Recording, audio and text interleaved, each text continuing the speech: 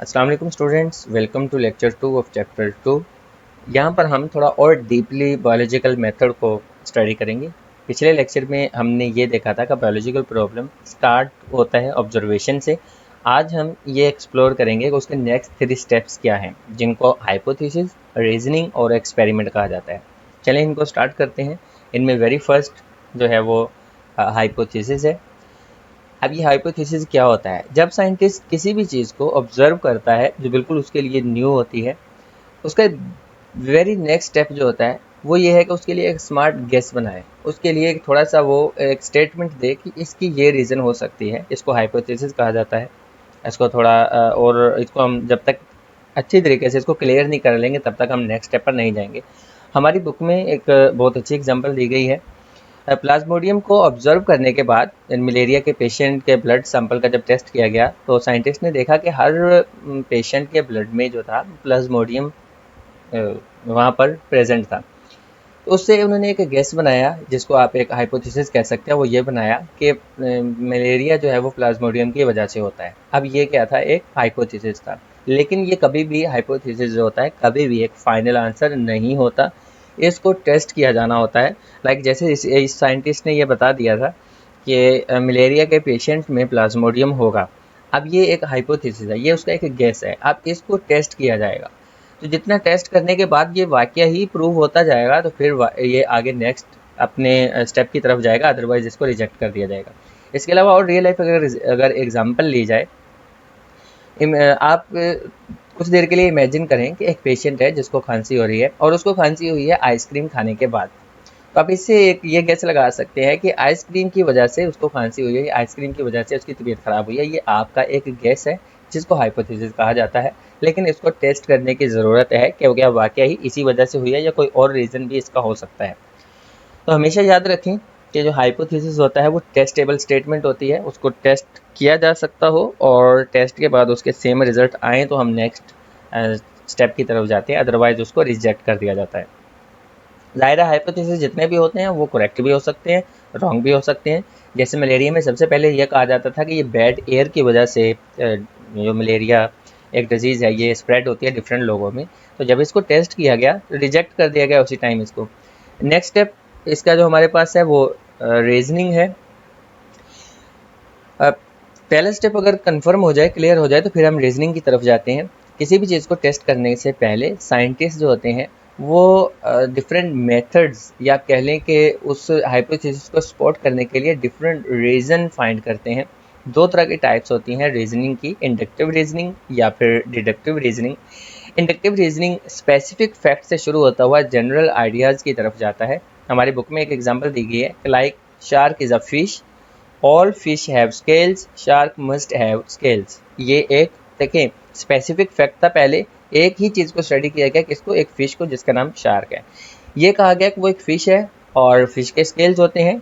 इसका मतलब है कि शार्क के पास भी स्केल्स होने चाहिए। ये एक जनरल आइडिया से आप कह लें कि स्पेसिफिक की तरफ मूव करता हुआ गया, सॉरी स्पेसिफिक फैक्ट से जनरल की तरफ गया। इसको हम इंडक्टिव रीजनिंग कहते हैं। दूसरा डिडक्टिव रीजनिंग है, ये उसका पहले वाले का ऑपोजिट है। ये जनरल आइडिया से शुरू होता है और स्पेसिफिक केस की तरफ जाता है। हमारी बुक की ही इसमें एग्जांपल लेंगे और इसमें हम इफ़ और देन, ये इनकी लॉजिक या ये दोनों वर्ड हम यूज़ करते हैं उर्दू में। अगर आपको मैं आसानी में बताऊँ, इफ़ और तब। अगर प्लाज्मोडियम की वजह से मलेरिया होता है तो सारे पेशेंट्स में प्लाज्मोडियम होना चाहिए। हमारी बुक में if plasmodium cause malaria then all malaria patients should have plasmodium in their blood. ये इसमें इफ़ और देन को यूज़ किया जाता है। एक और इसकी अगर एग्जांपल ली जाए तो if sugar attract ants then placing sugar near ants should bring them.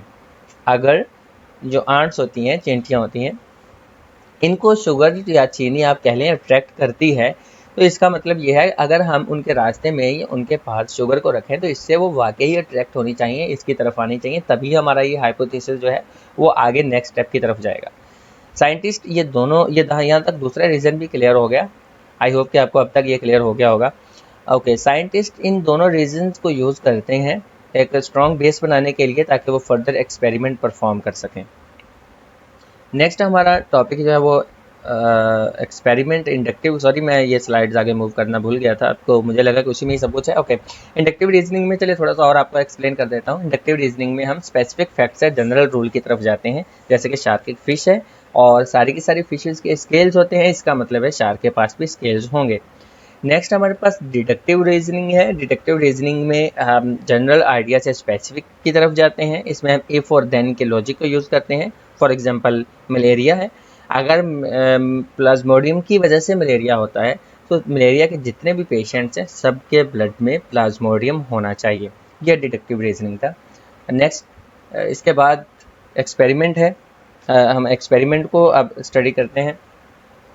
ये एक बहुत इम्पोर्टेंट स्टेप है किसी भी बायोलॉजिकल प्रॉब्लम में, किसी भी हाइपोथेसिस को टेस्ट करना।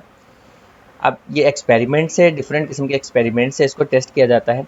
किसी भी एक्सपेरिमेंट को हाइपोथेसिस पर बेस्ड होना चाहिए। सबसे पहले तो उसके बारे में एक गैस हो किसी भी बायोलॉजिकल प्रॉब्लम को। जब हम स्टार्ट करेंगे तो पहले एक गैस होगा ना कि कोई भी क्वेश्चन लाइक किसी भी साइंटिस्ट के माइंड में आता है कि कोविड, अगर एक बंदा कहता है कि कोविड जो है वो चिकन की वजह से यहाँ पर फैल रहा है, ये एक उसका गैस है। इसके बाद ही एक बायोलॉजिकल प्रॉब्लम स्टार्ट होगा और उसको उसके ऊपर फिर जब एक्सपेरिमेंट किए जाते हैं एक हाइपोथेसिस पर, वो रिपीटेबल हो, यानी उनको रिपीट किया जा सके, दूसरे साइंटिस्ट भी उसको रिपीट कर सकें। ऐसा नहीं कि एक ही बंदे ने कहा और वही उसको टेस्ट कर सके, कोई और टेस्ट करे तो कंडीशन फेवरेबल ही ना हो उसमें। ओके, साइंटिस्ट जब किसी भी हाइपोथेसिस को टेस्ट करते हैं तो हमेशा दो ग्रुप्स बनाते हैं देखने के लिए कि क्या वाकई यही इसका रीज़न है, कोई और तो नहीं है। एक ग्रुप को कंट्रोल ग्रुप कहते हैं जिसमें हेल्दी एनिमल्स या सेल्स को रखा जाता है, और दूसरा एक्सपेरिमेंटल ग्रुप होता है जिसमें रियल वो वाली चीज़ रखी जाती है, या जिस डिजीज़ को स्टडी करना हो उसके पेशेंट्स को उसमें रखा जाता है। हमारी बुक में इसमें एग्जाम्पल दी गई है, हम उस एग्जाम्पल को स्टडी करेंगे। एग्जाम्पल दी गई है हमारी बुक में मलेरिया की। मलेरिया के एग्जाम्पल में लाइक साइंटिस्ट ने 100 ब्लड सैंपल्स लिए मलेरिया के पेशेंट्स के और 100 लिए हेल्दी पीपल के। उन्होंने देखा कि प्लाज्मोडियम जो है वो सिर्फ मलेरिया के पेशेंट्स के ब्लड में ही प्लाज्मोडियम था, दूसरे या जो दूसरे हेल्दी पर्सन थे उनके ब्लड में प्लाज्मोडियम नहीं था। इससे इस हाइपोथेसिस को और सपोर्ट मिली, कंफर्म हुआ कि प्लाज्मोडियम की वजह से ही मलेरिया होता है। एक आधी और रियल लाइफ अगर आपको मैं एग्जांपल दूं, तो अगर आप ये देखना चाहें कि प्लांट्स को ज़्यादा फास्टर ग्रो करने के लिए सनलाइट की नीड होती है, तो उसके लिए आप दो ग्रुप बनाएंगे। एक प्लांट को सनलाइट में रखेंगे जो हमारा एक्सपेरिमेंटल ग्रुप होगा, और एक को हम शेड में या आप कह लें कि छाँव में रख देंगे जहाँ पर सनलाइट प्रॉपर अवेलेबल नहीं होगी, इसको हम कंट्रोल ग्रुप करेंगे। और उसके बाद कुछ दिनों तक हम उनको स्टडी करते जाएंगे और इनका डिफरेंस देखेंगे, जिससे हमें कंफर्म हो जाएगा कि इसी वजह से लाइट की वजह से ही जो प्लांट की ग्रोथ है वो फास्टर होती है या नहीं होती। तो स्टूडेंट्स, आज हमारा ये chapter number 2, lecture number 2 clear हुआ, जो कि हाइपोथेसिस से स्टार्ट हुआ, और हमने इसमें देखा कि हाइपोथेसिस में हम डिफरेंट किस्म के रीजनिंग को यूज़ करते हैं, फिर हम टेस्ट की तरफ जाते हैं, टेस्ट में हम उनके डिफरेंट एक्सपेरिमेंट्स करते हैं, इससे हमें करेक्ट आंसर मिलता है। अगर आपको वीडियो अच्छी लगी हो तो चैनल को लाइक, शेयर और सब्सक्राइब ज़रूर कीजिएगा। इंशाल्लाह मिलते हैं नेक्स्ट लेक्चर में।